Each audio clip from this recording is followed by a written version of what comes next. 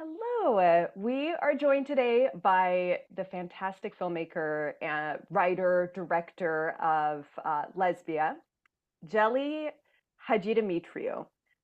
Lesvia is a multiple award-winning feature documentary. It's screening here at Out on Film in Atlanta on Tuesday, October 1st at 6:30 p.m. at Landmark's Midtown Art Cinema. It'll also be screening virtually after that for a very short window. The log line for Lesvia is since the 1970s, lesbians from around the world have been drawn to the island of Lesvos, birthplace of the ancient Greek poet Sappho. When they find paradise in a local village and carve out their own lesbian community, tensions simmer with the local residents. With both groups claiming ownership of lesbian identity, filmmaker Tzeli Hadjidimitriou, a native and lesbian herself, is caught in the middle and chronicles 40 plus years of love, community, conflict, and what it means to feel accepted. So we are honored to have you here, Tzeli. Thank you for joining us and welcome. Thank you for inviting me, and I'm thrilled that my film is part of your festival. Actually, I'm sorry I can't join in person, but you are really far away from Yeah. Eresos. Yeah, and we were saying we would love to be where you are. I wouldn't mind Yeah, some of that Let, beauty that you have let's behind hope you. next year. Yeah, that would be so Yeah, lovely.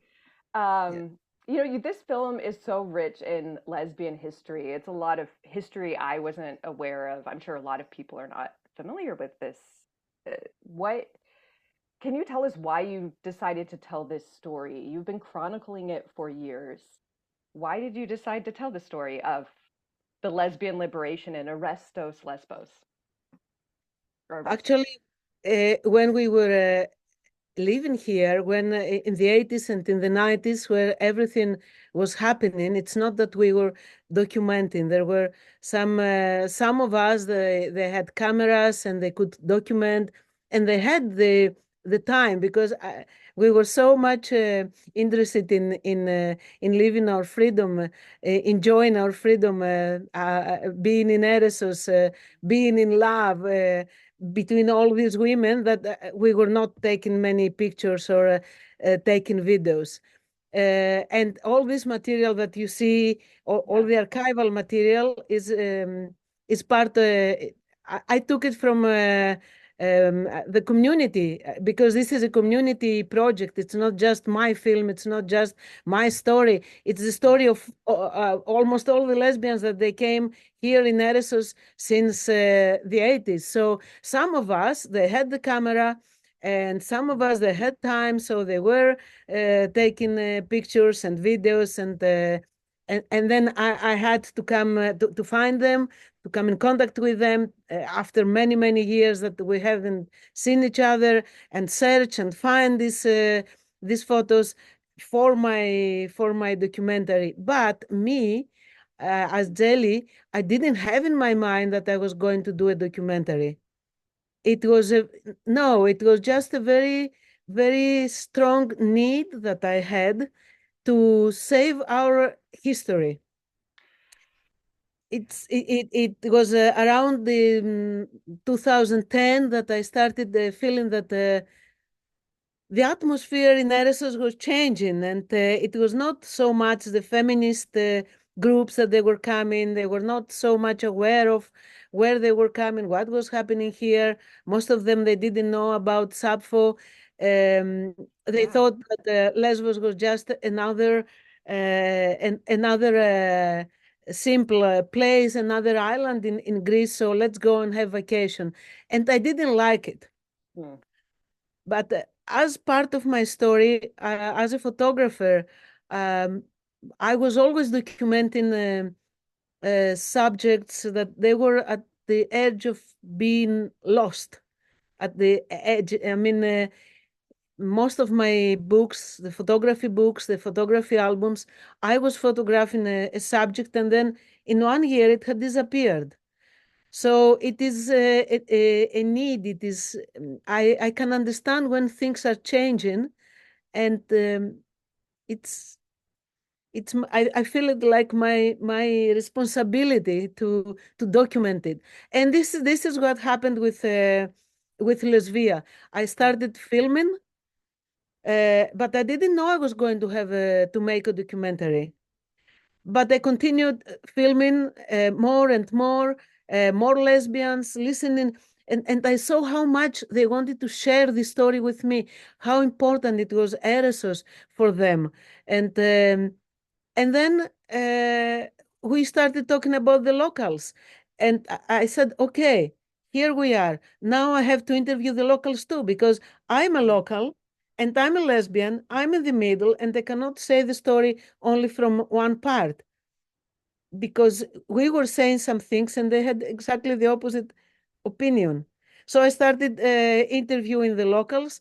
And after 5 years that I was doing this job, Wow. I I thought that okay, now it's time to start creating a documentary.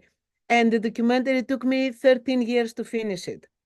I Wow. I started in 2011, and then it became more serious and more serious, and then more questions were coming in my mind, and more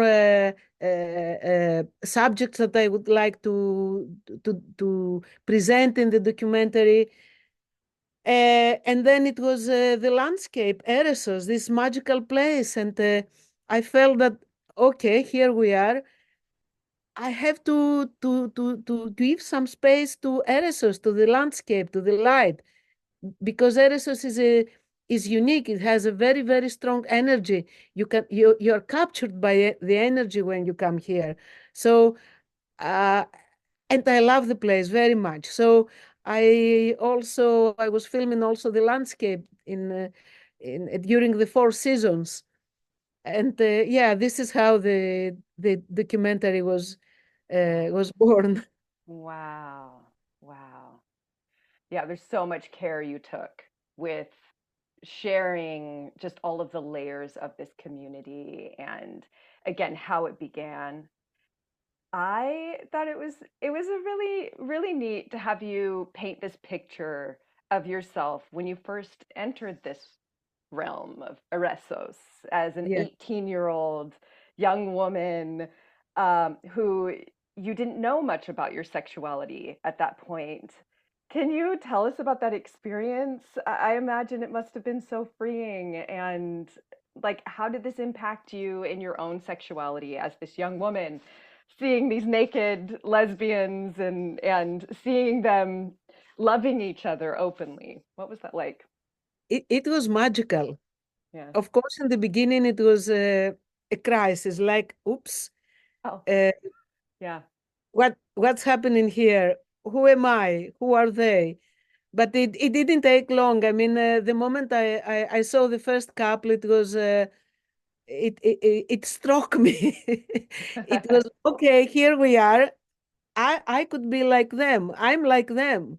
Mm, I didn't know, and it's not exact to say that I didn't know, right. but I didn't allow myself to think that I'm in love with a woman. I couldn't allow it. It was the 80s. There was no internet. I There's just no knew education, right? Like you don't have access to the dialogue, the language, and if there's no exposure, you said you had never even nothing.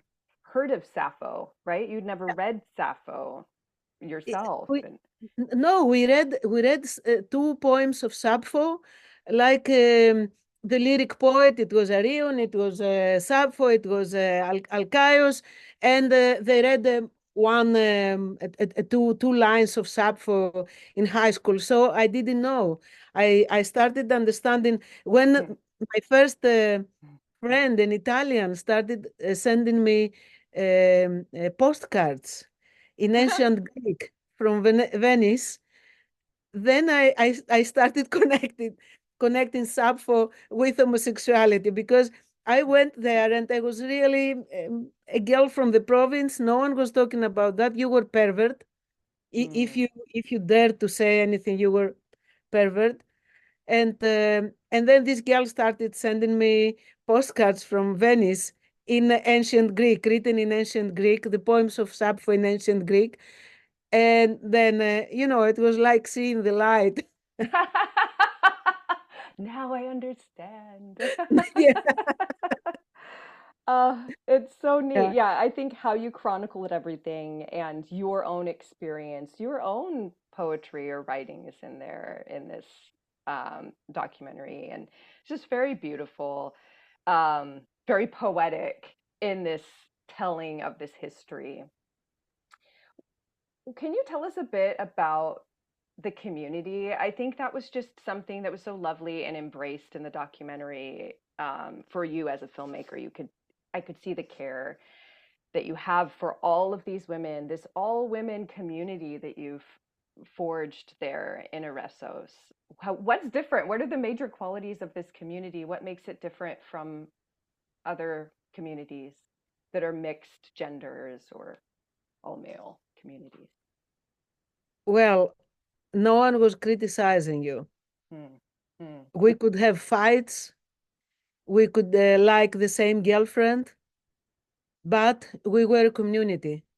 And the big difference is that the first women that they arrived there, they were all feminists. Hmm. So they were coming from feminist groups from all over the world. And they knew how important it was to have a safe space for all the women that they were coming there. That was the big difference. And we were living on the beach, we were cooking on the beach, sleeping on the beach, having sex on the beach, learning on the beach.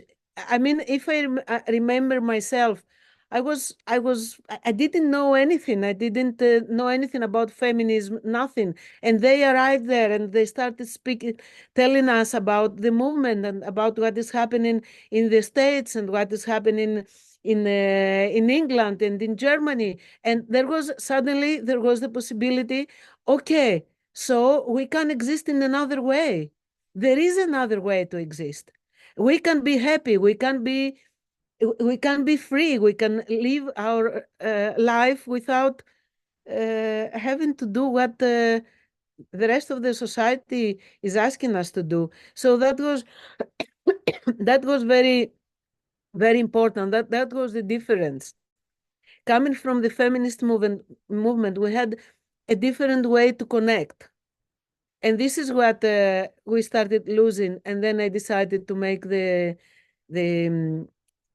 documentary because there was not that care anymore. It was like women that they come just to have fun and to have vacation. But after I finished the film and by going around in the festivals, I saw how much need there is, how much they want to learn about the story, and how much need there is for a community again, a safe space for women, and not only not an heteronormative society. It's so different. I can't even explain it how it is. You just relax. Hmm. You feel you feel that you are protected, that you are between friends. And don't take me wrong. Of course, we're gonna have different opinions. Of course, we're not saints. Of course, we're gonna be fights, but it's different. Yeah. And we still have it here in Eresos. I thought it was just so lovely. And I was like, of course, this makes sense. This all women society that they're taking care of the animals. Like that the locals started noticing, wow, maybe this is beneficial to have all of these lesbians living here because now the stray animals are cared for, the farm animals are cared for. There's people that tend their gardens and their lands that care for the space. You care. Women, I think, innately care for the spaces they live in, for their communities. And to your point of talking about creating a safe space, it just is innately created amongst groups of women. And I think because they see it's necessary, especially in a patriarchal society where you're constantly Exactly. watched, you're constantly like on guard, worried Exactly. about what's going to And happen, and seeing that a little bit in your documentary. I know you don't go too deep into it, but the men that felt very entitled to the beach and wanted to kind of invade this all women space. Can you tell us a yes, bit about that?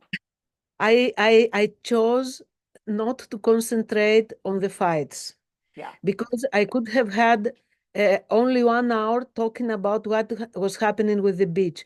And also the women, there were also women that they didn't, the alternative ones, the most leftist ones, the anarchist ones, that they didn't believe it was not the patriarchal society as we think it, oh, conservative families and all this. No, we had against us also quite many of the alternative people that they were saying, okay, you are outsiders, we are outsiders, so we have to be all together. They didn't understand that as women, maybe we didn't want to have men around us. Yeah. That was even more difficult to understand than the straight people, the straight, no, the conservative straight people. Mm-hmm. The conservative straight people probably wanted to be very distant and separate. And you're talking about the Exactly. people who were like Yeah, accepting, but yeah, wanted to be yeah. a part of it. And then And they the women didn't. were like, no, thank you. We don't need you here. Yeah, exactly. And still, until now, you know how many issues we're having now again? Why we want to have a piece of the beach? Okay, now things are very different. We don't have this part of the beach anymore. But even in August, or in September, where when there are a lot of women, and you see that the couples, the heterosexual couples, or the men, they go and they sit between the women. They see that we are between us. Also, we have a volleyball, and we play. Some women from us, they play always at 7 o'clock in the afternoon, and you see groups of men at 7 o'clock, not earlier, not later. They go and they say, "No, this is our right to play in your field, in the volley that we bought it and we put it there." So Wow. it's not something that it's gone. I think it will never go away as long as the people don't understand to respect the needs of others. Because, okay, maybe it's a public beach. Yes, it's a public beach, but just understand. You see so many women. You see that there are no men. Why do you want to impose yourself? Why do you want to come and sit between us and do the things when we do them? So this is. It's Uh, frustrating. My goodness. That sounds incredibly frustrating. And I don't think they'll ever understand. I think is the bottom line. They will never understand why, no, the true why of it. that's why we need to have ways of showing it, of Yeah. telling that, in a mild way, you cannot be here, or you have to respect this. It's not that everyone will understand, but some of them will understand.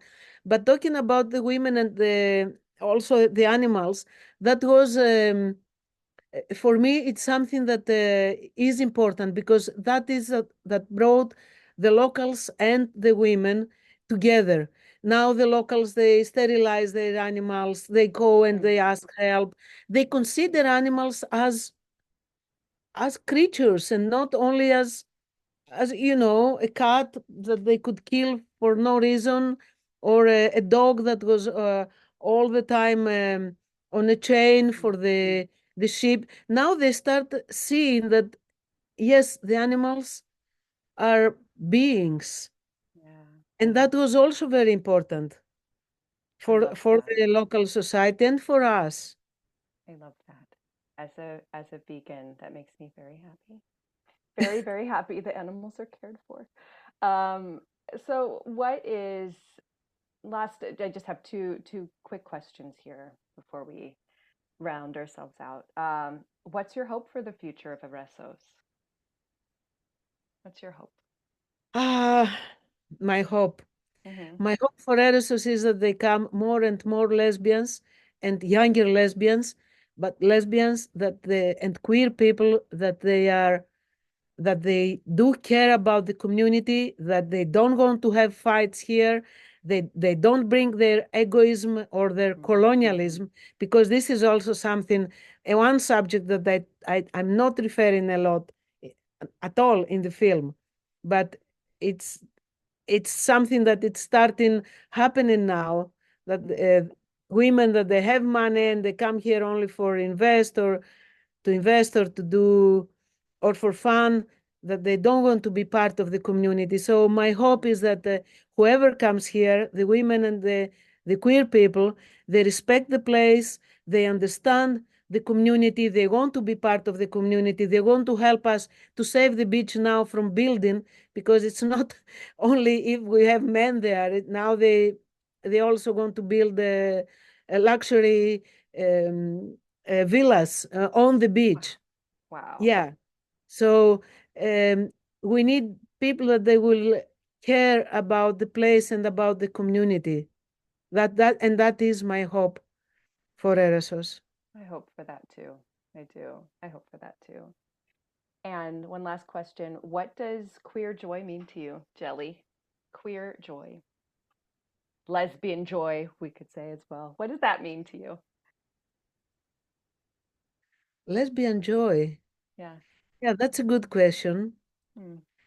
I'm not sure, but lesbian joy, being able to express my lesbianism without any fear, being Hmm. free to express my all the options of my lesbianism and of my queerness, to be able to be myself, Yeah. and not to have guilt, and not to feel ashamed for anything, and being with a lot of women. That will be. It Yeah. sounds like you're in the right place for your lesbian joy. Yeah. And Ah, freedom, freedom, most of all, the freedom yeah. to be a lesbian. Wow. This is what gives me immense joy, not to have to pretend that I am someone else. Yeah, I love Yeah. that. Well, thank you. Thank you, Jelly, for joining us. We are so honored that you spoke with us today. And everyone who's watching, please come out to the screening of Lesvia here at Out on Film Festival on Tuesday, October 1st at 6:30 p.m. at Landmark's Midtown Art Cinema. And again, we'll have a limited virtual screening after that. So again, thank you, Jelly. I Thank hope to you. come see you one day. Yeah, That I was hope it fun. too. Yeah. Enjoy the film. Yeah, yeah.